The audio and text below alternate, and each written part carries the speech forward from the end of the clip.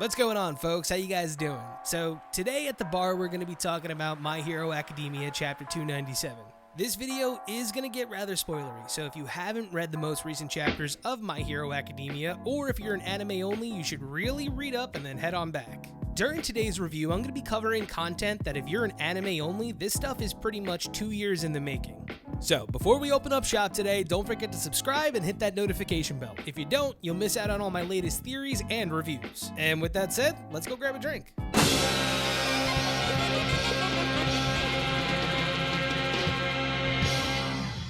Alright, welcome to the bar, everyone. So, Chapter 297 was one of those chapters that makes you dread the fact that the anime is 2 years behind. Like, next season in My Hero Academia, we're gonna get My Villain Academia finally animated, but this Jailbreak? Man, I've been waiting for this to happen for a while. And I'd hate to say I told you so about this whole chapter being, just one self-contained arc, but, told you so. And I know I'm kind of getting into surmising the chapter before even, going over it, but man, I was totally ready for Horikoshi to go full-on Arkham Asylum Jailbreak, and he did. But enough incoherent ramblings, I'll meet you guys over by the wall. Let's break this down. Okay, so Chapter 297 starts out with an establishing shot of the prison known as Tartarus, and accompanying it is a breakdown as to what the prison Tartarus is all about. Now, the paragraph of information that's provided, or rather, the whole chapter, is very crucial to the development of the entire My Hero Academia universe. We learn from this paragraph of information that Tartarus acts as a dumping ground for people who have threatened society or intend on doing so. Essentially, these people are deemed too much of a threat to society, so they're detained awaiting trial. The paragraph then goes on to tell us that Tartarus is split up into 6 different cell blocks. The more dangerous the individual, or more severity of the case, the further kept down the criminal is. And the paragraph ends by saying that Tartarus is said to be the dark side of quirked society, and until this chapter, it was said that no criminal ever leaves this facility alive. So now that I'm done rambling about the paragraph, let's break it apart a little bit more before we move forward. The biggest thing that I take away from this is that the possibility of due process just getting tossed out the window. I mean, the fact of it not existing is a little wild. I mean, we can go ahead and guess that maybe somebody like Stain doesn't really have a public defender to help defend his rights while he's locked up, and rightfully so, that guy deserves to be locked up inside of Tartarus, but he could more or less be held there with no sentence and no intention of ever letting him out. Overhaul, on the other hand, he's a member of the Yakuza, and granted, a wealthy crime organization definitely has the money to hire a lawyer towards his defense. But by the looks of it in this chapter, Overhaul probably hasn't spoken to anyone in months. And because he turned into a gigantic stone dragon in the middle of the street, he's detained permanently within Tartarus. This first page is honestly just a lot to digest. We knew that these things were likely to happen, but pen to paper just happened. With that being said, back to the chapter. The next panel introduces the various gates, the Bronze Gate and the Main Gate, and shows us the guards inside of the guard tower, who are communicating with a duo of heroes going by Gijis and Brioreos. Now, I'm sorry I'm gonna butcher these names to holy hell, but pretty much what happens is Gijis reports that, Brioreos has been killed, and his last words before he joins his brother is that a code red needs to be initiated. We then move to the next panel as we see a very uninspired Shigaraki controlled by All For One floating above Tartarus. Now, quick fun fact actually about the two characters that we were just introduced to. Gijis here could possibly be named after Gijis of Lydia, a man who was once a farmer turned bodyguard turned kingslayer after an earthquake unearthed a ring that would turn him invisible. Sound familiar? As for his brother Brioreos, he's an homage to one of the 3 siblings that make up the Hecaton Cheres. The Hecaton Cheres are like mythical titans that have huge amounts of arms and hands. But Brioreos' particular guardian post was being the protector of the seas and storms, meaning it's quite possible that his quirk could be the thing that causes the storms around Tartarus. Also, credit to Final Fantasy on that one. This game series has taught me more about mythology than I care to acknowledge. Anyways, the next page of the chapter, we finally move inside of Tartarus. We see 2 prison guards speaking, and to be quite honest, one of them could possibly be the father of Shishikura, Meatball Guy from Shiketsu High. And my main takeaway, honestly, from seeing these 2 guys pretty much lets me know that Shiketsu heroes become specialists. I mean, while UA pumps out top heroes, it looks like Shiketsu is a military school that probably has like a gateway program to working in the prison system. And I'm definitely implying this just because their uniforms are pretty much one-to-one. Anyway, we see the conversation happening between the 2 men, and they're talking about Makia entering Tartarus tomorrow, and they're talking about whether or not, why can't they just kill the guy? And the guard rebuttals, saying that even if they wanted to shoot him up, there's nothing that they could do. It would be like pea shooters, and you can't even fire a missile at him because he's a human. And the fact that they even thought about firing a missile at him is friggin' wild.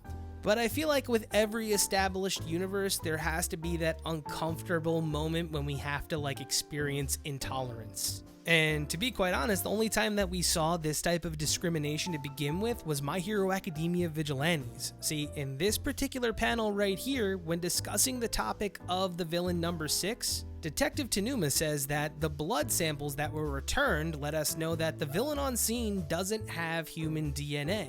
And Tanuma actually backtracks for political correctness because he realizes he was kind of acting a little bit discriminatory. So if anything, in this chapter, Horikoshi was just straight up introducing us to the dark side to the positive world of My Hero Academia.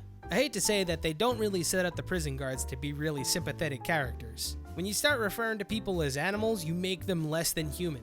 That's why recently in modern society, they tell people not to call people monsters and animals because you give them just that power of not being considered a human. And it works both ways because people will be scared of somebody who they don't consider human, and at the same time, they won't feel remorse if that monster gets put down. And after Shishikura's dad gets on with his rambling, we see that the other guard kind of tells him to, watch his mouth. Because, the political party that's ran by Trumpet, known as the Hearts and Mind Party, it's going to be dissolved because Trumpet's going to be arrested. But after his arrest, another fringe group is going to open up and fill that void right up. And additionally, when you think about it, heroic society is not in good standing when it comes to human rights violations. Because when you think about it, the Hero Commission thought it was okay to send, 42 somewhat high school students to a skirmish that destroyed one city and an entire hospital, and claimed the lives of 20 somewhat heroes, including their teacher. And Shishikura's dad ends his rather cold tirade by saying the people in here may walk and talk like people, but in reality, they're nothing but disgusting beings who managed to mingle with society for as long as they did because quirks have warped the world's standards for humanity. And what a statement for this guy to make, because as he's rambling, we see Muscular, Moonfish, Overhaul, Kurogiri, and All for One. His words might be the case for pretty much every single person in this panel, but look at Kurogiri right here. That looks like the black fog is starting to fade. I mean, I don't want to be a Reachy McReacherson, but it kinda looks like the silhouette of Shirakumo. I mean, now that we know the truth, the whole purpose of the prison system is supposed to be rehabilitation, and with guards like these though, I doubt there's gonna be any room for rehab. So it's pretty safe to say that all these guys are in it for the long haul. And instead of trying to understand how villains turned out the way they are and trying to understand the duality between quirk and man, they'd rather throw them in prison and then throw away the prison. Either way, their ranting and raving comes to an end because now it's time for the red alert to begin.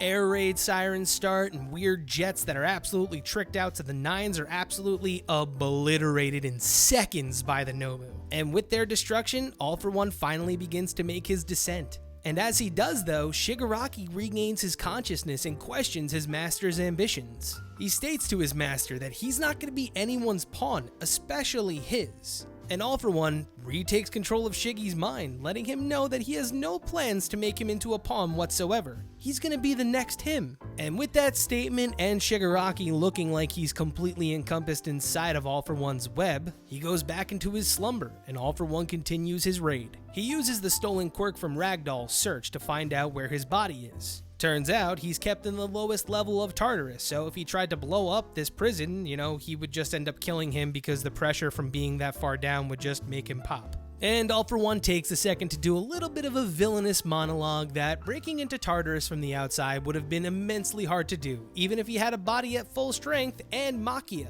So if he's gonna continue this jailbreak, he's gonna need more villains from the inside. We then move to the inside, and All for One's main body lets out an EMP pulse and levels all of the security inside of Tartarus, giving every single prisoner the opportune chance to escape, as long as they can open up their cells, of course. This two-pronged attack gives him the opportunity to bust out his main body, or I guess in this sense, for him to bust himself out. The prison then moves into full-on jailbreak mode. The guards get completely overwhelmed and outnumbered and then just start getting murdered wholesale. And when I mean murdered, I mean you got Moonfish killing people, you got Muscular killing people, we got Hottie Bad Guy over here that was pretty much on the same level as Interment as Moonfish and Muscular running down the hallway and notices that there's somebody just banging on that door over there. She shrugs and she opens the door, and who comes falling out but Overhaul, shouting for his boss. And my guess would be that this whole time that he's been locked up with his own thoughts. And I have a feeling that the racking guilt of just doing everything that he has done has finally come collapsing down on top of Overhaul. He knows that he can fix his boss, and apparently his quirk is going to be working a little bit differently according to some sources. I mean, maybe he might be able to use his quirk with his feet, we don't know, but honestly it would be nice to see one of Deku's big time villains to become more of like an anti-hero, you know? I'm still always going to push for that title to be held by someone like Stain, but I feel like it's possible that Overhaul could have the capacity for redemption. I mean, if this dude loses both of his arms and continues to be a heinous ass villain, like, come on, dude. But then the chapter wraps up with all the villains realizing that, wait a minute, even if we wanted to escape, we can't, the bridge is down. So, All For One, being the charismatic leader that he is, steps out in front of all the villains and tells them that if it's freedom they want, all they have to do is submit to him. And atop the walls of Tartarus, All For One proclaims in front of his student that this is the story of how he becomes the greatest demon lord of all. Now, if you're wondering why he said Demon Lord, that's a direct reference to the first user of One For All, and how him and his brother had a love for a story growing up about a Demon Lord and the hero that rose up to fight him. This is a pretty cool reference. It kind of shows us that he still holds that story in high reverence. And it's also kind of acknowledging the generation of those that are like boomers, so like 50 or 60, because when they were kids, the hottest manga and anime were robots like Astro Boy, but additionally, demons were really, really, really big. Anime and manga like Devilman and Dororo, they rocked Japan. Either way, this chapter was fucking great, and I hate to reiterate this and kind of pat myself on the back a little bit, but I was completely right about this Jailbreak being a self-contained chapter. I mean, next chapter, we're going to move back to UA and we're going to see the students and see what's just going on, but this was an absolutely ridiculous chapter. You kind of saw everybody break out except for Stain. And that kind of makes me think that he wants to stay there because he still wants to have that conversation with All Might, and he's not going to go anywhere until he gets it. But at the same time, I don't think he's going to get that conversation because I have a feeling that Tartarus might become a staging area for villains. The chapter made it exceptionally clear that, it's 3 miles offshore. So if the villains did want to use it as their staging area, they would see heroes coming for miles. And not to mention, he also said it's incredibly hard to break in. So to me, it also feels like it's the best place for All For One to kind of have his staging area and create his Legion of Doom.